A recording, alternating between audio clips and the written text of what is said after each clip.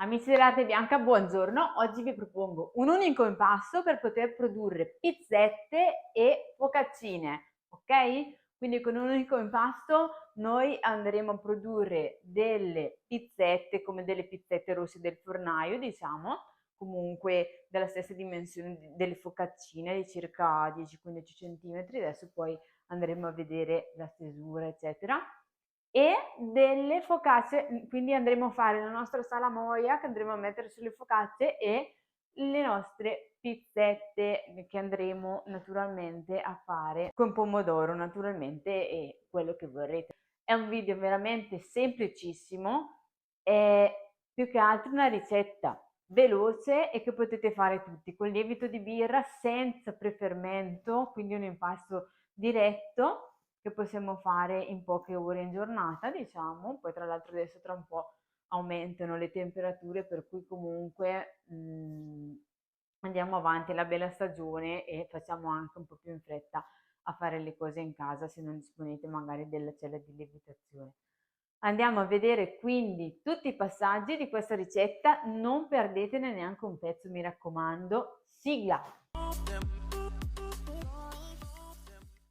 Ingredienti: 500 g di farina con poca forza, quindi 11 g di proteine, 220-240 V al massimo di forza, 270 g di acqua, va benissimo anche a temperatura ambiente, come volete, 20 g di olio extravergine di oliva, 10 g di zucchero bianco semolato, 10 g di sale, 3 g di lievito secco oppure in alternativa 8 grammi di lievito fresco di birra. Ecco, tenete presente che questo è dosaggio invernale con 21-22 gradi a temperatura ambiente. In estate potete dimezzare questi quantitativi di lievito in piena estate.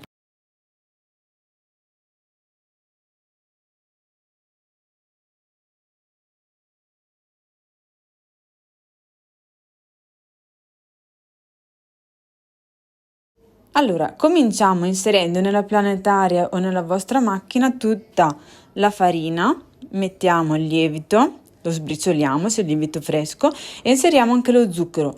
Inseriamo almeno la metà dell'acqua e cominciamo a impastare a una velocità proprio bassa bassa.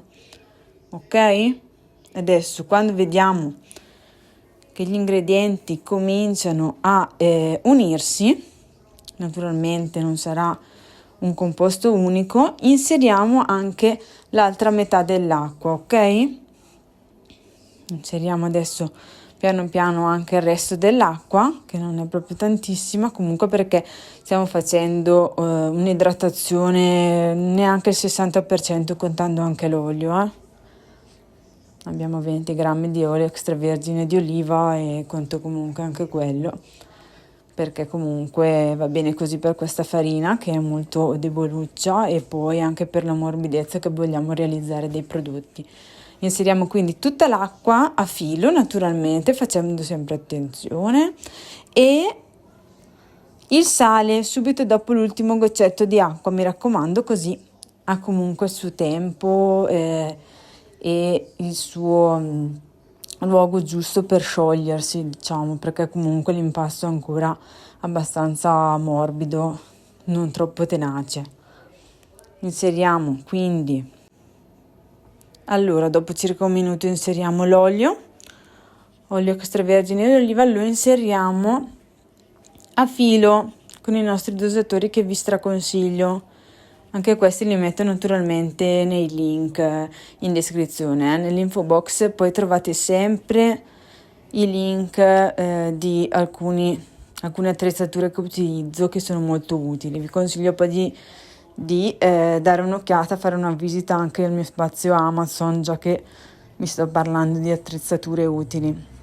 Inseriamo quindi un po' alla volta, naturalmente non tutto assieme l'olio, facciamo magari in 2 o 3 volte, però l'importante è che lo inseriate a filo, aspettiate un attimino che si assorba prima di inserirne altro, ecco, dovreste un attimo regolarvi voi e guardare come vi sto facendo vedere io in questo momento, quando è il momento giusto per inserirne ancora un po', ecco. Ecco qua, adesso l'impasto è pronto. Lo andiamo adesso a inserire all'interno di una ciotola, lo potete ungere, non troppo, ecco, create una palla così e poi la andate a inserire nella ciotola, mi raccomando, coperta per almeno un'oretta a temperatura ambiente, Deve comunque lievitare un pochino. Adesso vedete, dopo un'ora a 22 gradi abbiamo questo risultato, quindi vedete è cresciuto un pochino. Adesso andiamo a fare lo staglio. Lo staglio lo facciamo in pezzetti da 65 grammi. Ok, circa 65 grammi, pezzo più pezzo meno, per creare 12 pezzature, così andremo a creare 6 pizzette e 6 focaccine. Allora, una volta fatte tutte le pezzature in questa maniera, le pesate naturalmente una ad una e arrotondate il tutto, formiamo delle palline. Queste palline piano piano ne andiamo a fare tutte e 12 in questa maniera. Prendete magari la parte esterna, la ripiegate all'interno e poi giriamo in questa maniera, le creiamo tutte così, semplicemente proprio. Allora, cerchiamo magari di non lasciarle troppo all'aria, perché comunque stiamo parlando di un impasto comunque con bassa idratazione, per cui non deve seccarsi. E per questo che cosa facciamo? Praticamente adesso le lasciamo qua, anzi tra poco le mettiamo anche sulla teglia e le andiamo a ungere con l'olio, sempre olio extravergine va benissimo. Andiamo ad ungerle piano piano tutte, così in questo modo intanto ungiamo anche le teglie e nel frattempo almeno non si seccano, diciamo. Ungiamo. Adesso io utilizzo le mie teglie in ferro blu che vi straconsiglio sia per il forno di casa che per l'F1 e anche forni a legna o gas naturalmente. Ve le consiglio vivamente perché comunque con queste teglie avete una cottura migliore, potete avere diciamo un effetto crunch sotto che è fantastico secondo me, sia nel forno di casa che nell'F1 o altri forni naturalmente. Allora, intanto che lasciamo una ventina di minuti, una mezz'oretta rilassare i nostri panetti, diciamo, andiamo a creare il pomodoro, la salsa che metteremo sopra. Quindi qui praticamente ho utilizzato dei pelati, olio e sale a piacere naturalmente. Adesso invece vado a realizzare la salamoia con 8 grammi di sale, 45-50 grammi di olio e 90 grammi di acqua a temperatura ambiente. Adesso magari se avete un contenitore così è l'ideale, naturalmente dovete sempre poi mischiarla ogni volta che andrete a metterla sulla focaccia, perché tende sempre a slegarsi acqua con olio.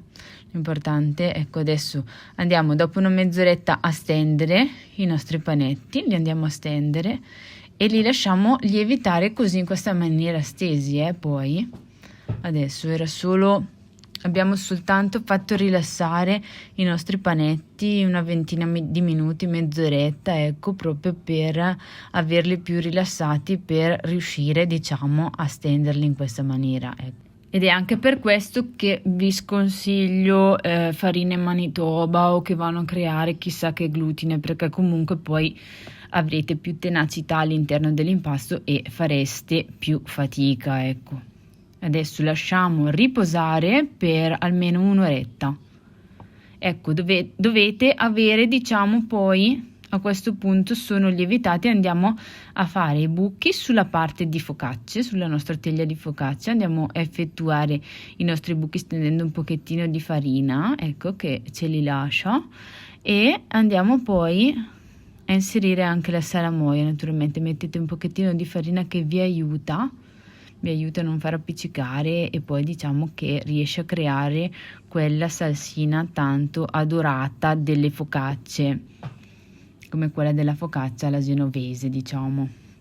Andiamo a mettere la nostra salamoia, mi raccomando mischiatela molto bene prima di inserirla e piano piano andiamo a metterla, anche se non è perfetto, poi la aggiustate e la fate andare proprio dentro all'interno dei buchi piano piano tutta. Adesso andiamo a stendere invece la nostra teglia di pizzette. In questa maniera abbiamo fatto tanti bei buchini, così abbiamo proprio il bel pomodoro sparso ovunque e andiamo a spargerlo proprio su tutta la pizzetta, su tutta, senza lasciare angoli, perché comunque è inutile secondo me lasciare i bordi, è molto meglio farle così. Adesso le lasciamo riposare ancora per un'ora, 45 minuti, un'ora. Adesso dopo un'ora abbiamo le nostre focacce e le nostre pizze pronte per essere infornate e cominciamo a scaldare il forno di casa oppure l'F1, il forno di casa 220 gradi, però ecco, se avete un pirometro e la pietra refrattaria controllate che sia 230 gradi la pietra sotto per infornare, così come sull'F1 230 la platea e sopra lasciamo 200, così andiamo un attimino con più dolcezza sopra, anche perché comunque andrà a diventare veramente croccante comunque. Infatti vedete, dopo 15 minuti andiamo a metterle sulla griglia di raffreddamento perché sono pronte, sono veramente cotte molto bene, 230 gradi soltanto. Vedete con questa idratazione come riusciamo ad ottenere questo prodotto molto croccante sotto. Ecco, andiamo a infornare con le stesse temperature anche le nostre pizzette, solo qualche secondo la mozzarella alla fine, 15 minuti. E questo qua è il risultato anche per le nostre pizzette, che sembrano essere molto molto soffici queste qui, anche per il pomodoro che abbiamo messo sopra. Comunque ovviamente sono morbidissime e sono veramente croccanti anche sotto. Quindi adesso io vi dico di lasciare un bel commento cosa ne pensate di questa ricetta, di questo snack, e vado a tagliare perché voglio assolutamente assaggiare queste meraviglie. Allora, queste sono le nostre focaccine, assolutamente ottimo l'interno e anche il sotto, perché a me piacciono molto croccanti. Se a voi non piacciono così croccanti potete naturalmente lasciare la pietra o cuocere nella teglia senza scaldare troppo, ecco, queste qui invece sono le nostre pizzette, veramente morbidissime sopra e poi sotto un pochino croccanti. Adesso io voglio proprio assaggiare la focaccia e poi guardate questa pizzetta che morbidezza.